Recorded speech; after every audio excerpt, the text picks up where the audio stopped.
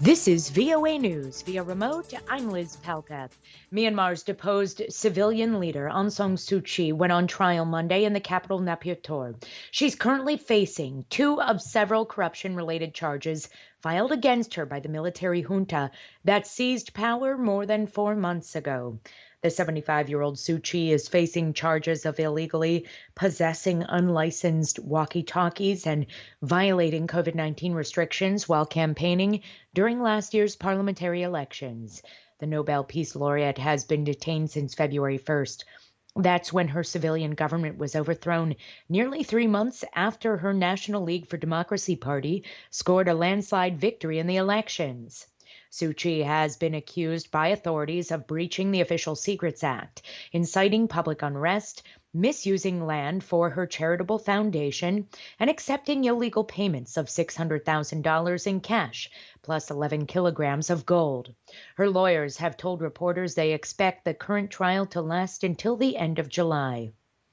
U.S.-based biotech company Novavax announced Monday that phase 3 clinical trials of its COVID-19 vaccine show it to be more than 90% effective at preventing the disease. That includes protecting against virus variants.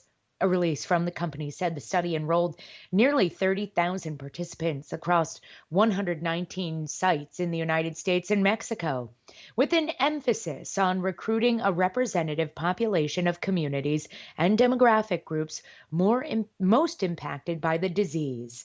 The demand for COVID-19 shots in the U.S. has dropped off dramatically. The Novavax vaccine is expected to play an important role in boosting vaccine supplies in the developing world. It is easy to store and transport. This is VOA News. French President Emmanuel Macron tweeted that he wants to move forward with Turkey toward a demanding and respectful relationship after meeting with the country's president, Recep Tayyip Erdogan. Both men talked Monday on the sidelines of the NATO summit in Brussels. It was their first meeting since the dispute between the two countries reached its peak in October after Erdogan questioned Macron's mental health. Macron said he wants all NATO allies to make a clear commitment to the military organization's values, principles, and rules, according to the French presidency. Both men discussed Libya and Syria issues, according to the Élysée. For the first time in 12 years, Israelis on Monday woke up to a new government and a new prime minister after Naftali Bennett secured the backing of parliament and ousted longtime leader Benjamin Netanyahu. The two were slated to hold a handover meeting later in the day, but without the formal ceremony that traditionally accompanies a change in government. Israel's parliament narrowly approved the new Bennett-led coalition government on Sunday, ending Netanyahu's 12-year rule.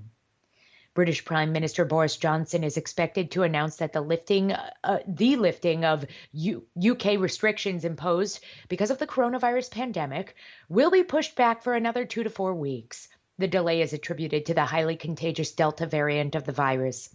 The variant was first identified in India and has taken hold in the UK.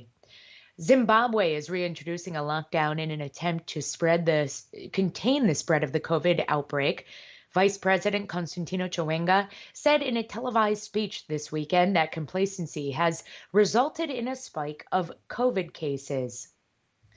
Lithuania marked the start of a mass deportation 80 years ago by the Soviet Union by laying a bouquet of flowers on railway tracks.